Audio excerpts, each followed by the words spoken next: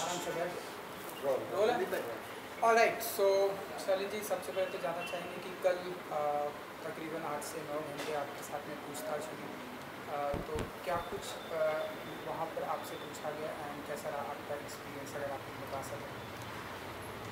कल मैं तकरीबन 11 बजे के आसपास प्रॉपर्टी सेल पर गई थी और लगभग रात के 8 बजे तक पूछताछ चलती रही। जांच अधिकारियों ने कई सारे सवाल पूछे। शुरुआत हुई आर्म्स प्राइम से। आर्म्स प्राइम के साथ मेरा एग्रीमेंट बना था 26 मार्च 2019 के दिन, और उससे पहले मैं 22 मार्च 2019 के दिन राज कुंद्रा से मिली थी होटल JW मैरियट पर।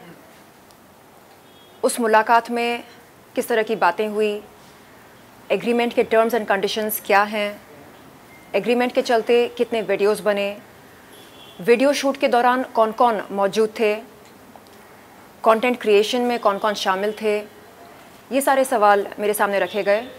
और राज कुंद्रा की अन्य कंपनियों के बारे में मुझसे पूछा गया, जैसे हॉट शॉट्स, बॉली फेम वगैरह वगैरह, और राज कुंद्रा के साथ क्या संबंध हैं ये भी पूछा गया। एंड मैंने वो सभी जानकारी जांच अधिकारियों के सामने रखी जो मेरे पास थी राज कुंद्रा के बारे में और उनकी कंपनियों के बारे में। एंड वहाँ से निकलने से पहले मैंने सभी जांच अधिकारियों से ये कहा कि यदि वो फ्यूचर में कभी मुझसे फिर से संपर्क करना चाहेंगे तो बेशक कर सकते हैं, और किसी भी सवाल के लिए वो मुझे फिर से बुला सकते हैं। मैं चाहती हूँ कि जो सभी विक्टिम्स हैं इस पोर्नोग्राफी रैकेट में, उनको इंसाफ मिले। मैंने अभी तक मेरी कोई मुलाकात नहीं हुई किसी विक्टिम से। मैं जानना चाहूँगी कि उनसे क्या कहा गया था, उन्हें कैसे गुमराह किया गया था, और मैं चाहती हूँ कि सभी विक्टिम्स, सभी पीड़िताएं आगे आएँ और अपना बयान दें, क्योंकि जब तक वो बोलेंगी नहीं तब तक पता कैसे चलेगा कि मोडस ऑपरेंडी क्या था। जी, तो विक्टिम्स तो धीरे धीरे सामने आ रहे हैं।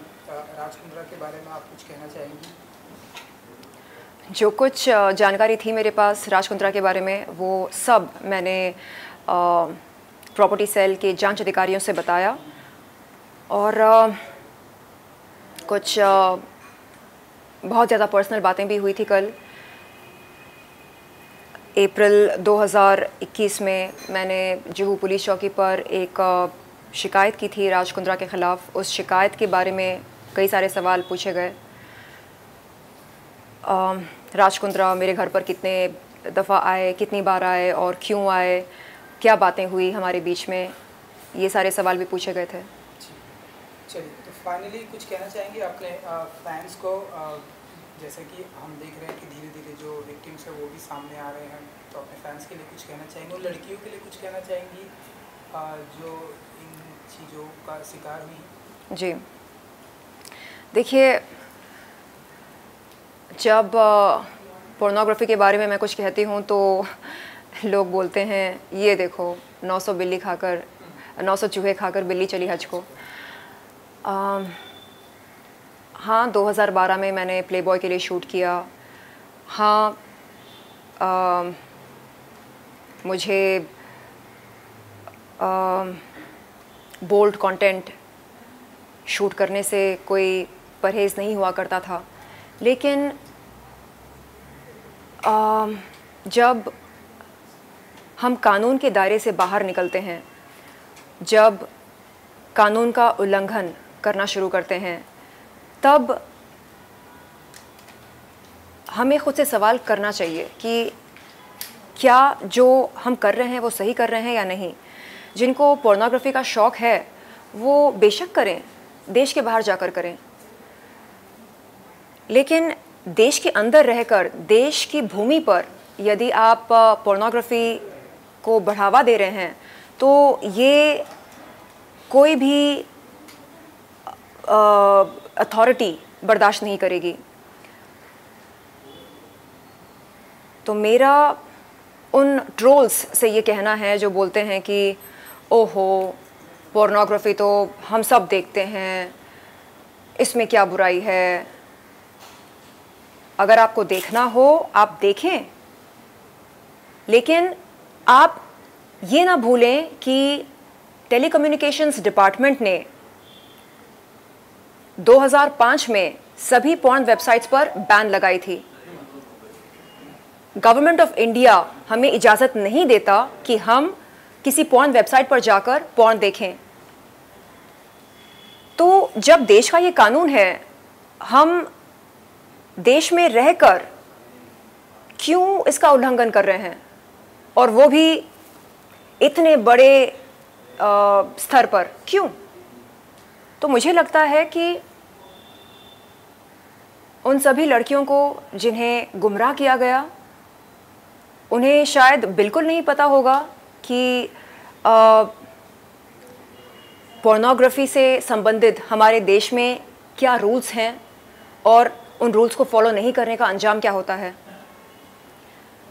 इसे कहते हैं गुमराह करना, यानी ये बोलना कि नहीं नहीं इट्स ओके, चलता है, सब करते हैं, सब देखते हैं, तो जाहिर सी बात है कि ये गलत नहीं है, ये सही है। जब आप इस तरह की जेनेरिक बातें करने लगते हैं तो ये जो नौजवान लड़के लड़कियां होते हैं जो यहाँ पर काम की तलाश में आते हैं, इन्हें लगने लगता है कि ओके, अब अगर राज कुंद्रा ये बात कह रहे हैं कि ये सब चलता है, इट्स ओके, सब कर रहे हैं, तो गलत कैसे हो सकता है। तो वो इस बात को सच के तौर पर स्वीकार करते हैं। एंड यहाँ से शुरू होता है मिसलीडिंग का ये जो सिलसिला है। तो मेरा उन सभी विक्टिम्स, पीड़िताओं से ये निवेदन है कि आप आगे आएं और बताएं कि आपसे क्या क्या कहा गया था, कैसे आपको अप्रोच किया गया था, कैसे हॉट शॉट्स ने या बॉलीफेम ने या आर्म्स प्राइम ने आपको अप्रोच किया और आपको इस दुनिया में आकर्षित किया। आप बताएं, तभी पता चलेगा कि मोडस ऑपरेंडी क्या था। Thank you so much. Thank you. चलो भाई आ जाओ। एसी ज़रा ऑन कर दो, एसी का रिमोट बाहर है। नहीं